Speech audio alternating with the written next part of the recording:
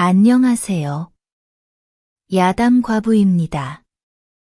항상 행복하시고 평안하시길 기도하겠습니다. 구독과 좋아요 부탁드리고 이야기 시작하겠습니다. 옛 이야기의 강물은 세월의 산맥을 휘돌아 흐르는 법입니다.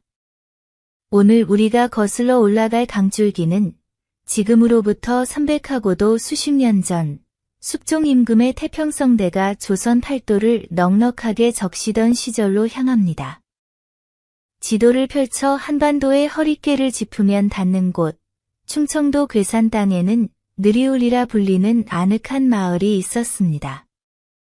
속리산의 장대한 기운이 서쪽으로 뻗어오다 잠시 숨을 고르는 곳에 자리한 이 마을은 사방이 어머니의 품처럼 부드러운 산으로 둘러싸여 있었습니다. 그 덕에 북쪽에서 몰아치는 겨울의 칼바람도 이곳에 이르면 솜털처럼 부드러워졌고 남쪽에서 피어나는 봄의 꽃 소식도 이곳에 가장 먼저 당도했습니다. 산자락에서 사시사철 흘러내린 맑은 물이 마을 앞너른들을 넉넉히 적셔주니 사람들은 흉년이라는 흉흉한 말을 잊고 산지 오래였습니다. 허나 이토록 평화롭고 풍요로운 마을에도 환한 대낮에 드리워진 짙고 서늘한 그림자처럼 모두가 입에 올리기를 꺼려하며 남몰래 한숨 짓게 하는 존재가 하나 있었으니 바로 대대손손 이곳의 터줏대감으로 살아온 안동 김씨 가문의 종손 김학규 진사였습니다. 마을 아이들은 저 멀리 진사댁의 높은 소슬대문만 보여도 하던 놀이를 멈추고 제 어미의 치맛자락 뒤로 숨었고 어른들은 진사댁의 하인과 마주치는 것조차 꺼려하며 길을 돌아갈 정도였지요. 그의 하루는 늘 서슬퍼런 긴장감과 함께 시작되었습니다. 그날도 어김없이 동쪽 창호지의 붉은 기운이 감돌기 시작할 무렵 그는 사랑채 대청마루에 꼿꼿하게 앉아 있었습니다. 잠시 후 이제 갓 17살이 된 계집종 아이 춘심이가 자그마한 체구에 어울리지 않는 커다란 로스의 찻상을 들고 조심스러운 걸음으로 다가왔습니다. 아이의 하얀 버선발이 마룻바닥을 스치는 소리마저도 마치 죄인의 발걸음처럼 무겁게 들렸습니다. 아이의 가느다란 손끝이 파르르 떨리고 있었습니다. 거기 두어라. 예, 영감님. 춘심이가 숨을 참고 찻잔을 내려놓는 바로 그 찰나의 순간 찻잔과 청자 찻상 받침이 부딪히며 달그락 하는 고요 속에서는 천둥과도 같이 크게 들리는 소리가 났습니다. 김진사의 짙은 송충이 눈썹이 꿈틀했습니다. 그는 아무 말 없이 마치 시간을 들여 상대를 말려죽이려는 듯 천천히 찻잔으로 손을 뻗었습니다. 그리고는 찻잔을 들어 마시지 않고 그저 손바닥으로 그 온기를 가늠했습니다. 그의 얼굴에는 아무런 표정이 없었지만 그 침묵이 춘심이의 심장을 얼어붙게 만들었습니다. 잠시 후 그는 소리 없이 찻잔을 다시 내려놓았습니다. 물러가 있거라. 영감님. 소인이 물을 다시 대어. 춘심아. 네. 이리 가까이 오너라. 더 가까이. 되야. 이 찻잔을 보거라. 찬물의 온기라는 것은 단순히 뜨겁고 차가운 것을 이름이 아니다.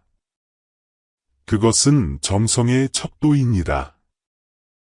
내가 일컫는 뜨거움이란 혀를 데일 듯한 무식한 뜨거움이 아니라 갓 태어난 아기의 첫 숨결처럼 그 안에 생명이 느껴지는 뜨거움을 말하는 것이다. 입술에 닿았을 때 정신이 번쩍 들게 하되 목구멍으로 넘길 때는 비단처럼 부드러워야 하는 그 미묘한 차이를 내녀는 아느냐? 이 찻잔은 어떠한가? 온기가 식어 그 생명이 이미 꺼져버렸다. 이것은 찬물이 아니라 그저 미지근한 물일 뿐이다. 내년의 정성이 이리도 미지근하고 생명이 없으니 어찌 내 집안의 법도가 바로 서겠느냐.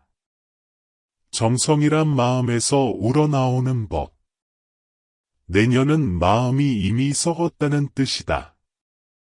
당장 저 마당으로 내려가 텐마루 기둥을 붙잡고 내년에 그 식어 빠진 정성이 뜨거운 눈물로 쏟아져 나올 때까지 반성하거라.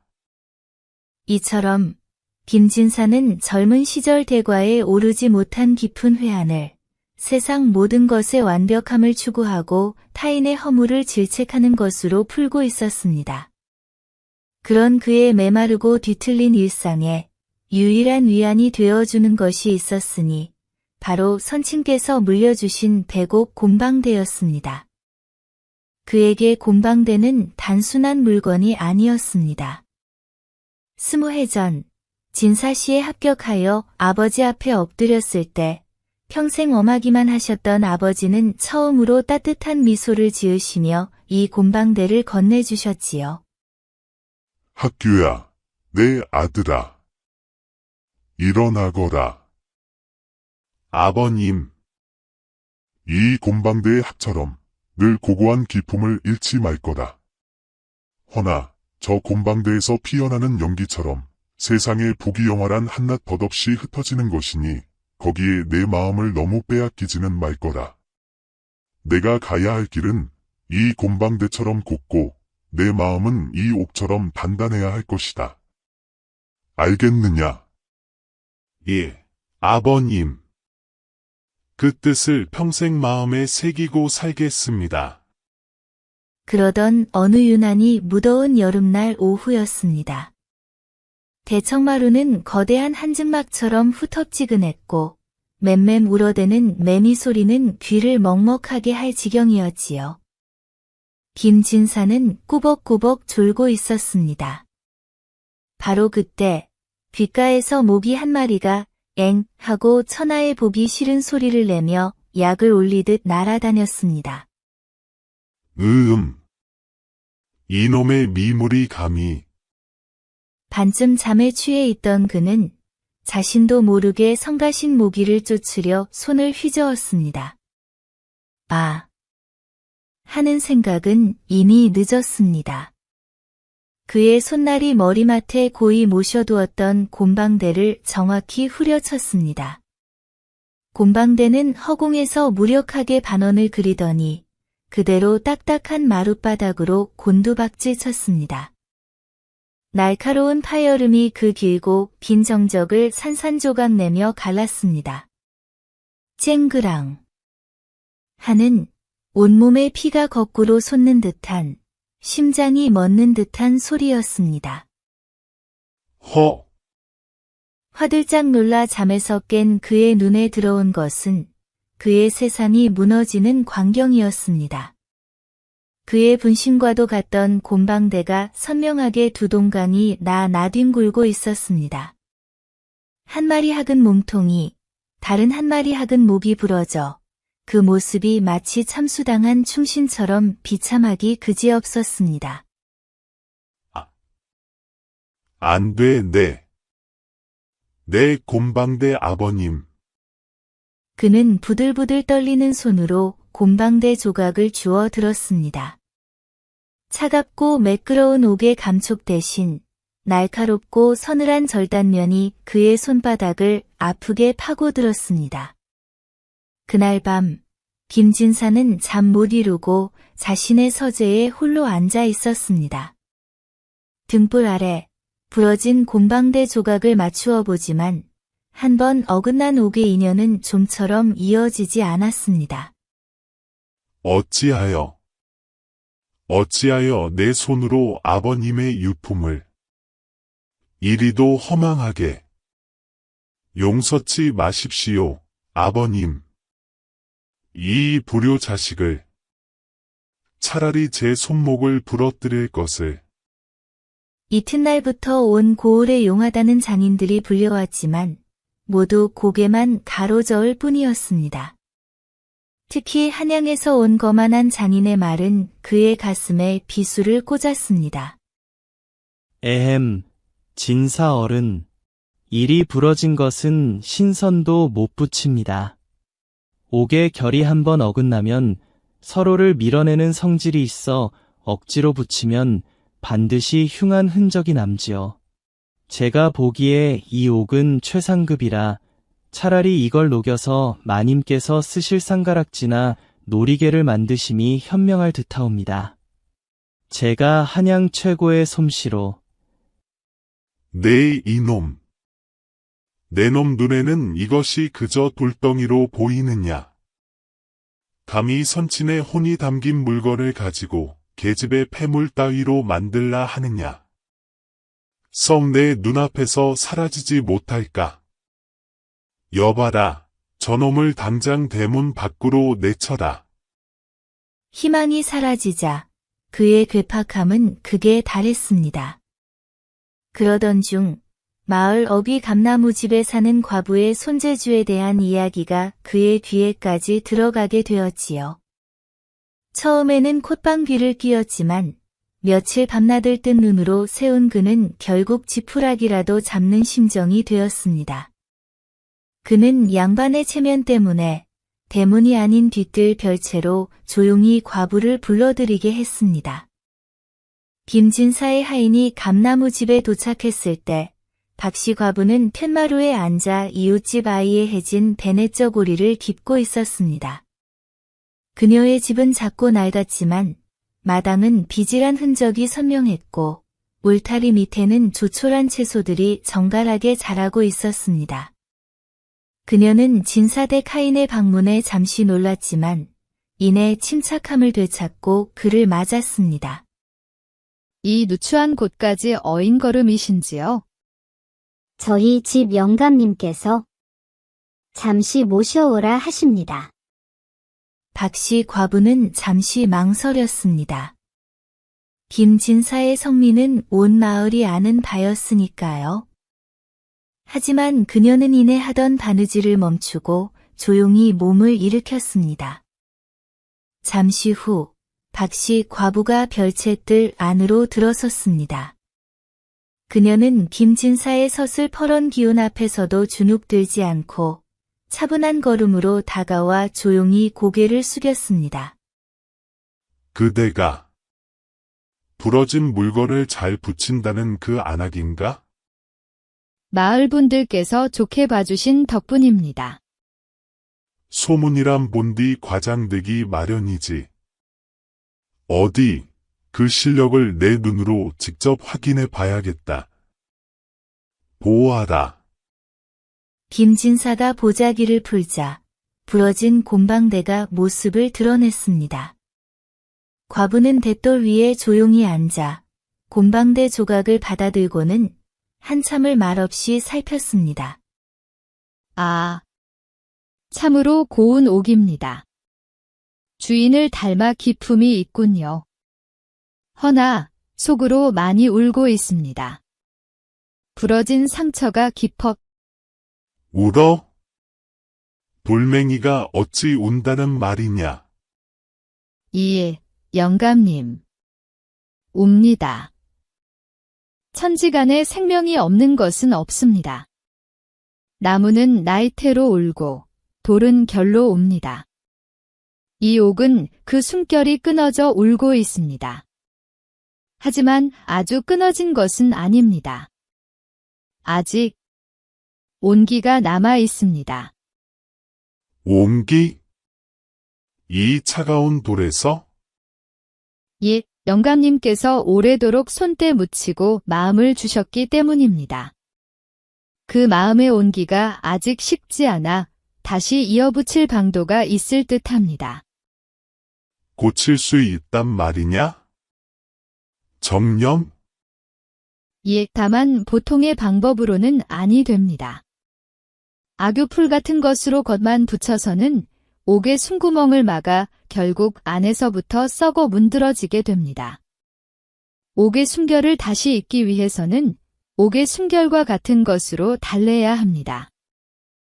옥의 순결과 같은 것이라니. 그것이 대체 무엇인가?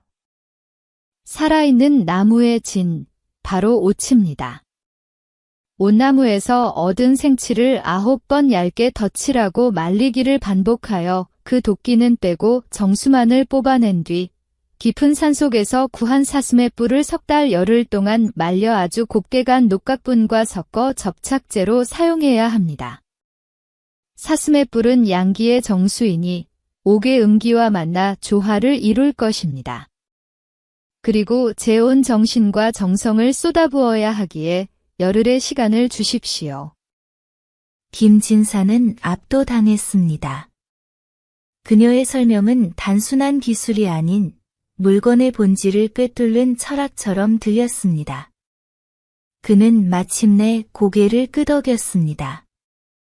열흘의 시간은 김진사에게는 10년처럼 길게, 박과부에게는 하루처럼 짧게 흘러갔습니다. 과부는 자신의 작은 방에서 두문불출했습니다. 첫 사흘 동안 그녀는 오치를 정제했습니다.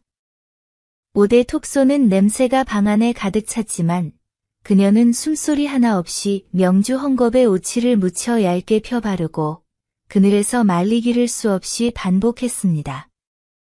그 다음 사흘은 단단한 녹각을 맷돌에 가는 시간이었습니다. 서거, 서거.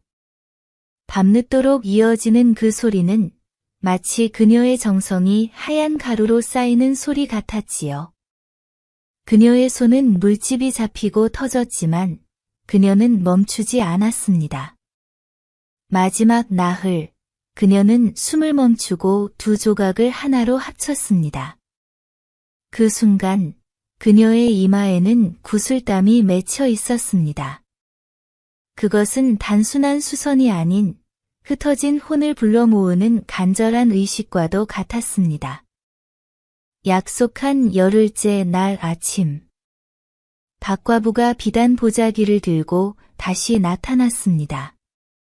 김진사는 지난 열흘간 기대와 불안으로 잠을 설친 터라 그 얼굴이 반쪽이 되어 있었습니다. 마른 침을 삼키는 그의 모골대가 크게 움직였습니다. 과부가 조용히 보자기를 풀었습니다. 오! 곰방대는 완벽하게 하나가 되어 있었습니다. 부러졌던 자리를 눈을 씻고 찾아봐도 도무지 찾을 수가 없었습니다. 빛에 비추어 보아도, 손으로 만져보아도 그저 매끄럽고 온전한 하나의 옥대일 뿐이었습니다. 오히려 과부의 정성 어린 손길이 닿아서인지 이전보다 더 깊고 은은한 광채가 흐르는 듯했습니다. 김진사는 떨리는 손으로 곰방대를 집어 들었습니다. 그 차갑고 매끄러운 감촉. 그는 하인을 시켜 급히 담배를 재어 불을 붙였습니다. 그리고 깊게 한 모금 빨아들였습니다. 입안으로 퍼지는 구수하고 알싸한 담배의 맛과 향기. 모든 것이 완벽하게 예전으로 돌아와 있었습니다. 김진사는 한참 동안 말없이 담배 연기만 뿜어냈습니다. 그리고는 천천히 고개를 들어 과부를 바라보았습니다.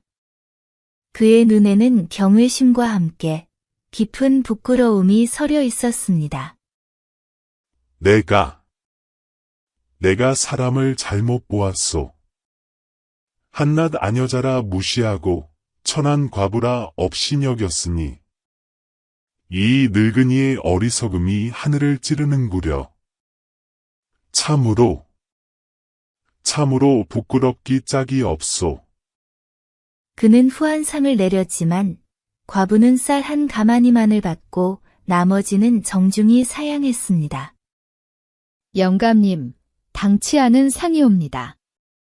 진정으로 제게 상을 내리고 싶으시다면 이 곰방대를 보실 때마다 물건의 귀함만이 아니라 그것에 깃든 아버님의 마음과 그것을 걱정하시던 영감님의 마음을 헤아려 주시는 것입니다. 저는 영감님께서 이 곰방대를 얼마나 소중히 여기시는지 그 마음을 알기에 제 모든 정성을 다했을 따름입니다. 물건에 깃든 마음을 헤아린다. 그 한마디는 김진사의 남은 생을 바꾸어 놓았습니다. 그는 더 이상 찬물의 온도를 탓하지 않았고 아랫사람의 작은 실수를 너그러이 감싸 안게 되었습니다. 그는 종종 소박한 약과나 꿀을 선물로 들고 감나무집을 찾아 과부와 겸상을 하며 글로는 배우지 못한 삶의 지혜를 구했습니다. 어느 가을날 김진사는 과부와 돛돌에 앉아 차를 마시다 물었습니다. 과수댁. 내 늘 궁금했소. 과수댁의 그 신묘한 재주는 정령 돌아가신 남편에게 어깨너머로만 배운 것이요. 과수는 잠시 먼 산을 바라보다가 맑은 미소를 지으며 답했습니다. 그이는 손끝은 무뎠지만 마음이 참 고운 사람이었습니다. 물건을 고칠 때마다 늘 지것을 쓰는 사람의 마음이 되어야 한다. 부서진 것은 물건이지만 아픈 것은 사람의 마음이다라고 말했지요. 저는 그이의 손재주가 아니라 그 마음을 배웠을 뿐입니다. 영감님. 그 대답에 김진사는 또 한 번 깊은 감명을 받았습니다. 그날 이후 느리올 마을 사람들은 입을 모아 말했습니다. 감나무집 과부가 고친 것은 부러진 곰방대뿐만이 아니라 한 양반의 꼬장꼬장한 성미와 외로운 마음까지도 함께 고쳐낸 것이라고 말입니다.